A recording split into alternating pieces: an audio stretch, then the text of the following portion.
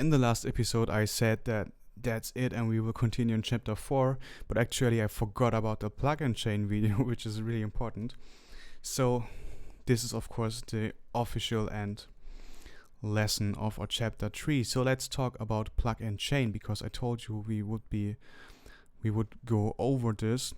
So before we talk about the plugin chain, let me first of all tell you the difference between an auxiliary channel, as you see here, and the insert channels. So we have a reverb here on our insert. I have created a simple patch for us. Doesn't really sound good, but it's easier to hear the differences here, and I will adjust this patch when it matters. So if we use this insert reverb here, because we're on FXA here, as you can see, this is FXA. If I bring this to 100%, you will notice the sound is really far away.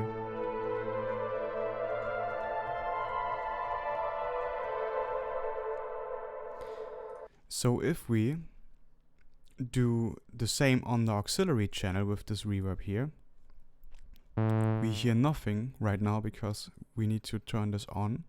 So this is turned off by default, so no matter if you have plugins in here and they are all wet, you won't hear them until you actually increase the volume. So listen, this is now the full range, 100%, like we just did there. Listen to this. So you notice there's a strong difference, even if I make the same settings like longer decay, bigger room.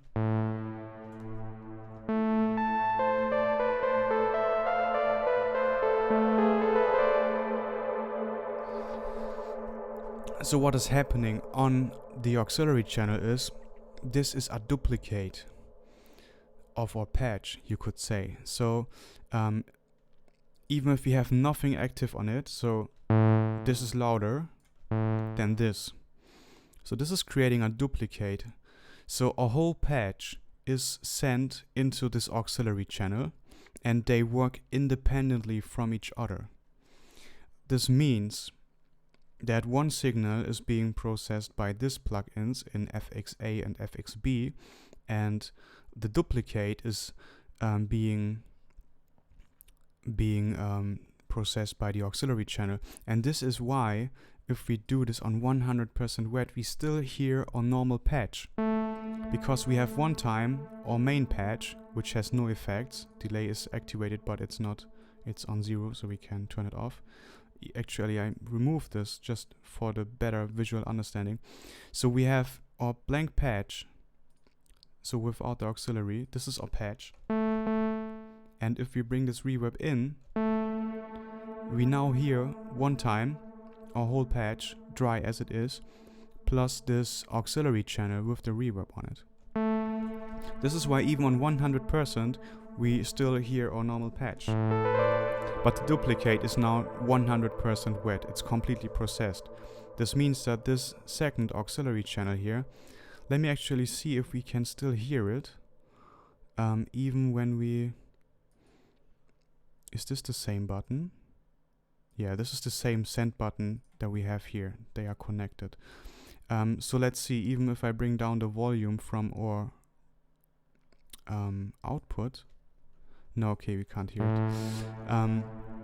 But basically, if I turn this off now, and let's go to FXA and put a reverb in. If I bring this to 100%,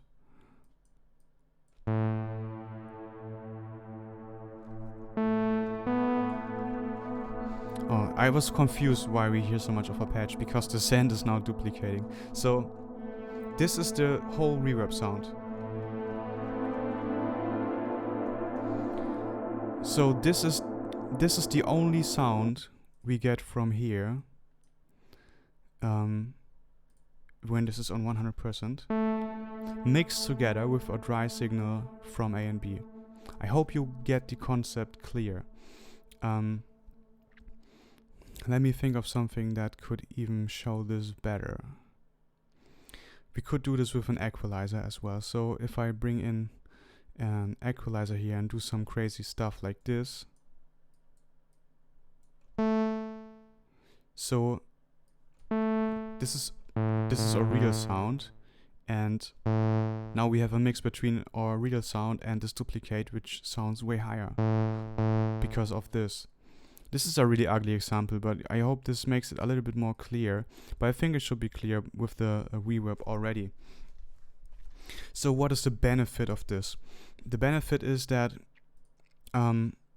if you bring in the reverb here on 100%, and of course need to bring down the auxiliary as well, because if here is no effect on it actuated, it means again this is creating a duplicate of our patch. So this of course is too far away to play around with. And of course you can go for something like this, right? So now we have 40% of our signal is wet with reverb, and 60%, the range that we didn't cover, is our main signal or dry signal. So now this is a mix, but you notice this still sounds different. So if you say, hey, I still want our main patch to sound stronger, to sound drier, you can only go further down. But this results in a really quiet reverb. Can't almost hear it anymore. So what you can do about this is you could just use the auxiliary reverb, bring it to 100%, and then you have a mix between a 100% dry signal and a 100% wet signal here in the reverb. So this makes our main sound stay strong and powerful because it's not drenched in reverb, while we get the full tail. And the same is of course true for, let's say, delay. So this is a full wet delay here, and let's make this dotted.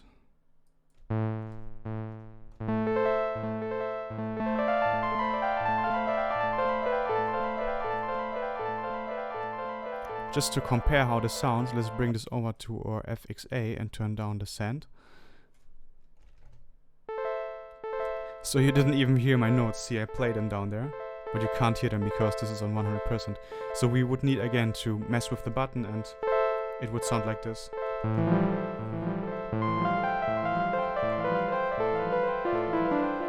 So on delay it doesn't make a huge difference, but it does make a bigger difference on... I mean, it's still a difference, right? Our main patch is way stronger now because there's no mix. Maybe it just was because the button was still here, which made a duplicate of a dry signal by 65%, which of course makes the signal louder, because this basically is just a duplicate of a patch, right? And if I just dial in the delay a little bit, it still means that the other untouched processed part is still duplicated dry. I hope you get the concept clear. I hope this is really clear. I hope in the feedback form you're going to write things that you would have loved to explain more, and of course tell me what you liked and what you want to know more about it, as soon as it still fits into our beginner and intermediate range. So some things I really don't explain on purpose because it would just be too much for this course, and I don't want to discourage you and overwhelm you with too much information, because if you really want to master all of this, what you need to do is after and between the course is of course to take your synthesizer and do the work, right? It's not just about watching, but about trying things out, and you will be busy a lot with all these things and all the knowledge. But this is the difference between the aux and the insert, so that you first of all know about this. And now let's only work with our inserts for now. So you see here is we have 3 slots in FXA, and then FXA goes into FXB with 3 slots again, and then this is sent down into our output. This simply represents the output. And the auxiliary is separate. It's a new block here with 3 slots, and it just goes into the same line into the output then down there. Yeah, here you can change the volume of these FX blocks if you want, and here you can change the routing. So you either, instead of A going into B, you can make B go into A. This is really, it doesn't matter, but maybe you have a plugin chain set up here and want this plugin go into them, and instead of moving them all hand by hand, you can just swap them. This is why the function is there for, but it makes no difference at all. The only difference is parallel routing here, A and B, which means, and you can see it on the picture now, that A is being fed into the output separately, B is being fed separately, and the auxiliary is being fed separately. This doesn't mean that we get 3 duplicates now. That's not the case. A and B are still our main thing, and the auxiliary is still the duplicate. But it does mean that everything you do in A is not sent into B. It sends parallel away from it, so they work independently from each other. That means that if you put a reverb on FXB and you put a distortion on FXA, we won't hear the distortion in the reverb tail. Because if I now play, so I hope you hear the reverb. Let's actually turn it higher. So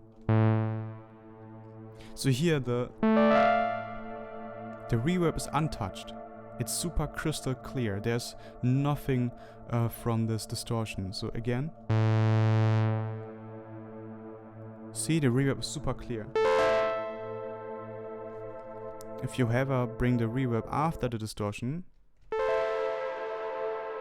you can clearly hear that the reverb, the tail, is actually a tail of our patch with the distortion. So this is A and B parallel. Like we say, this is parallel. Parallel FX buses. So this way you can separate them. If you say, hey, I want to have distortion on my main sound, but I want the reverb to be unaffected by it. So this is an option. But usually, now let's start from the beginning. You have just A go into B, into the output. Your plug and chain matters as well, because now, as you noticed, the reverb is now containing the distorted signal. But if you swap them, this happens.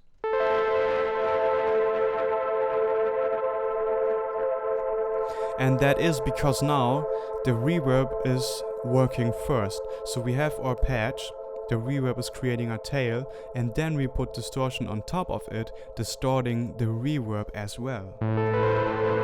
This is why our tail now sounds so distorted, because the distortion is processing the reverb. If we swap this again, our patch goes into distortion, which then goes into reverb. So now our reverb is a little bit cleaner, because it's not being distorted. It still contains the distorted information, and you can hear this in the tail, because our main sound is distorted, but we are not adding another processing unit on top of the reverb that is distorting it.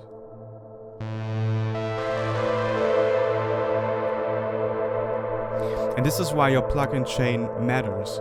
So general, as a rule of thumb, I would say the reverb should always be on the last place, because you don't want to process it in any way. No matter if you put distortion after it or any stuff, it will just change the room. It will just make it sound not good. However, well, what you can bring after it, of course, is an equalizer, for instance. So if you say, hey, I have so many plugins in and the reverb tail is getting really harsh, you can then, in the end, add an equalizer, for instance, and filter a little bit of that out. I mean, you have these filters here as well, but these filter knobs, they act more like a filter like this. They do a strong cut. So if you actually bring this down, what's happening is that you're doing something like this. And if you bring this here up, what you're doing is something like this, because you make strong cuts. But with the equalizer, you have the opportunity to just make things like this. So if you say, hey, the tail has, let's see.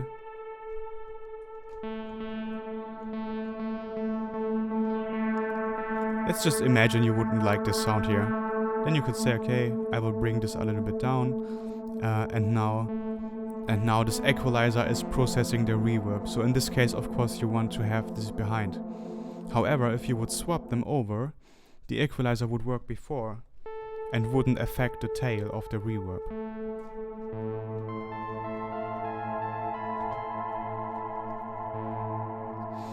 So this means for you that, for instance, if you use a compressor, you want to compress your whole signal, right? You don't want to have like compression.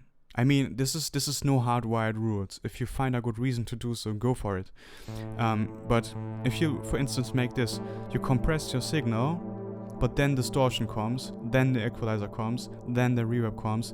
This means that your compression will be not as useful as it was in the beginning, because the distortion, the EQ, the reverb again will make the waveform go big again and mess with your loudness, which is not what you want. So in this case, you would bring the compressor at the very last position and reverb just in the end, because as I said, reverb is something that you most of the time don't want to touch. It should create its room that it creates. If you put a compressor on the reverb, you will actually hear how the tail is getting. I can show you what I mean.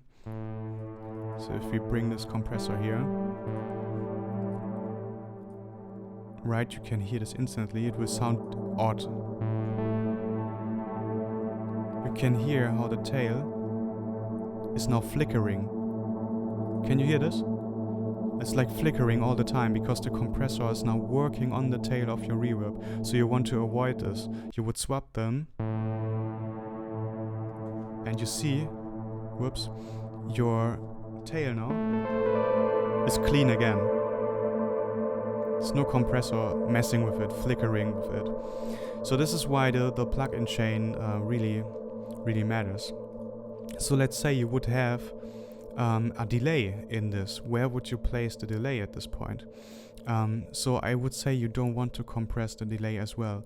Everything that creates room should come after you're processing things that shape the core sound. And delay should come before reverb, because if you put the delay after the reverb, you will bounce the reverb tail as well.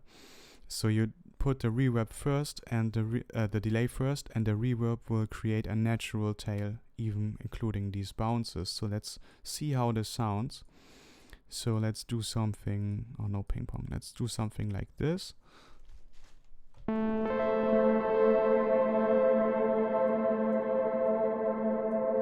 So you hear the delay, the bounces, they are in there, but they are in the core, and the reverb is creating a nice tail out of it.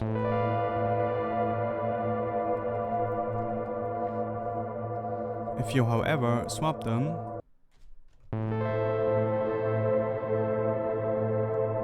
you hear that your delay now contains the tail of the reverb. So the delay, these bounces that you get, they now sound more ambient because they contain the tail of the reverb. You can go for this if you like that, if you have a specific purpose. As I always say, go for it, because there are no rules.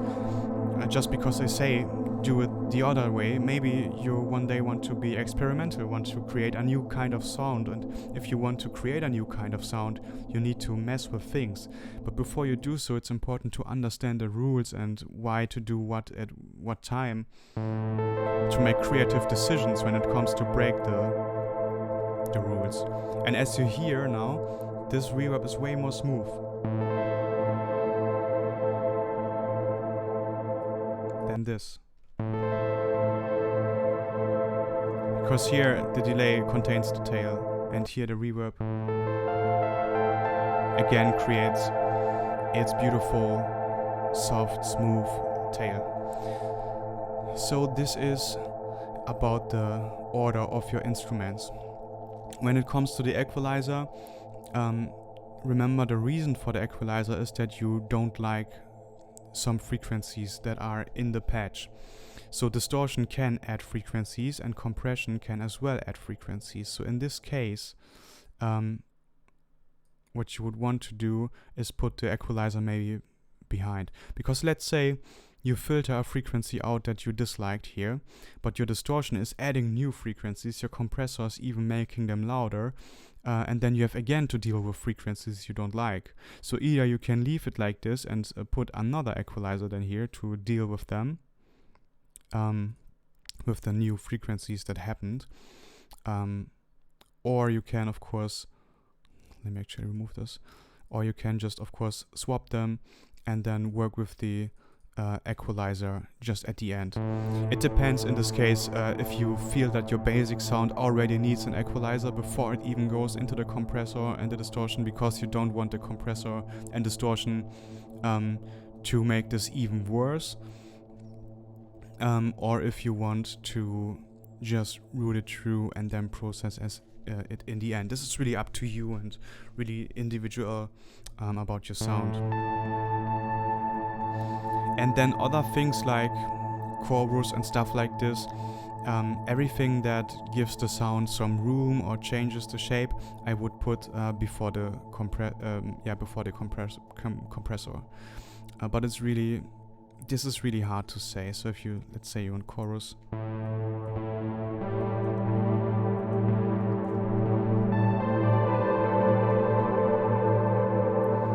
because the reason why you put a compressor is you want to make the amplitude, the volume from the edges, you want to crush them a little bit and then bring everything a little bit up to make it louder.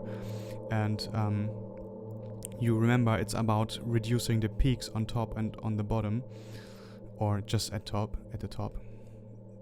And if you do it here in the beginning, but your chorus and distortion and EQ are adding so much new content, then you will lose this effect. So it's better to bring this somewhere after the main things that change your sound, so you really compress them.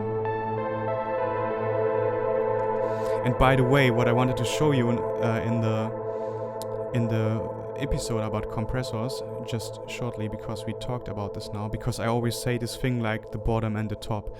So a waveform is being displayed like this. It has the top peaks. This is what I painted for you earlier, or drawn for you earlier in Paint. It shows this into both directions, of course, because this is what a sound wave looks like. But if we talk about volume, it's just that you can forget about the downside. Volume wise, it's just from 0, like up here is 0 decibel, here's some value, and this here is then the thing that is peaking close to 0 decibel. Just as a little help for your visual imagination. So yeah, this is the general rule, I would say, for setting up your FX chain. It really matters. So reverb always in the end if you can, for your tail to be smooth and beautiful. Except you want to do something with it on purpose to get creative, then by all means just place something behind it if you want. Delay second part behind reverb, I would say, because often you want to delay your whole signal, your whole sound. You don't want to have delay and then distortion after it, because then your delay gets distorted. So I mean, if you would swap this, and let me bring the chorus away.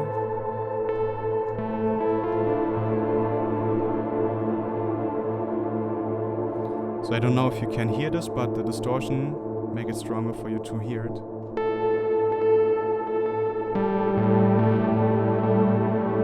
Now the delay is distorted. The bounces that you hear, they are more like and if you swap this again, compare this.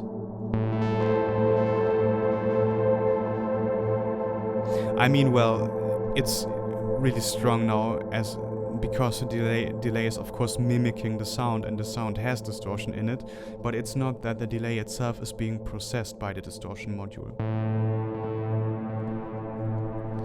Of course, why this sounds so strong now, you may notice that if I play these notes here, this sounds stronger than this. Or even this that we had before.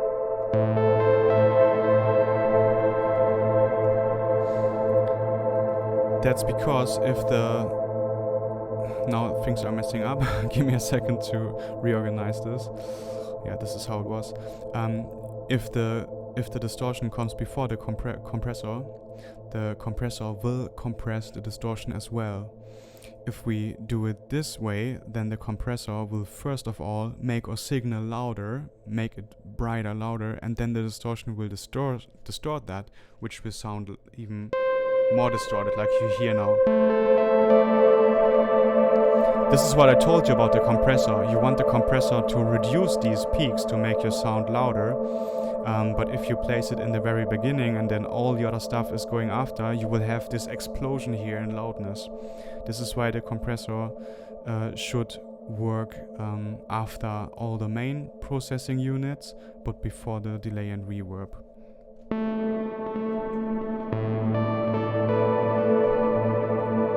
So now it does its job of making everything a little bit quieter. Well, not quieter, actually louder, but it does this job now, and it's not getting backstepped by the distortion that is set after it and then messes with the loudness again, because you remember the main purpose of the compressor is to maintain a specific loudness level, so we need to take away these peaks to be able to bring the signal up, and if we add distortion after this, we will again bring too much chaos and loudness into the whole thing. So I hope this helped you a little bit about how to set up your plugin chain. If it is hard for you to get, now you can just play a little bit around with it, and don't be afraid to just rewatch an episode. I know it could be maybe tedious to look it again, but if you look it again after you understand now how it works better, if you just start from the beginning once, just take a nice drink and lean back and enjoy it, then you can again spend attention to the details, to the differences when, for instance, the distortion in the beginning of the episode was placed behind the reverb and then before the reverb, so you can again really see the differences. It may take some time to get into this, but once you understand it, you will have a way easier and better time to organize your plug-in chain and have a smooth sound in the end. So always when you create a plug-in chain, think for yourself, why I am adding this plugin, what does it do, what does it contribute to my patch, and then it should naturally make sense to you in what order you put them in. So that's really the end of chapter 3, and we will see us in the next one.